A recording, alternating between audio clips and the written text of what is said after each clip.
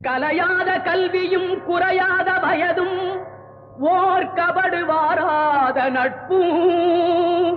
கன்றாத வளமையும் குன்றாத இளமையும் கழுபிணியிலாத உடலும்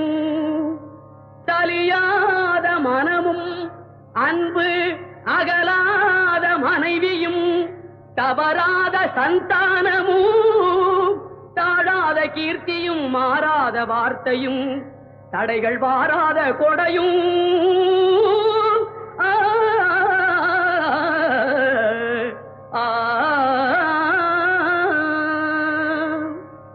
தொலையாத நிதியமும்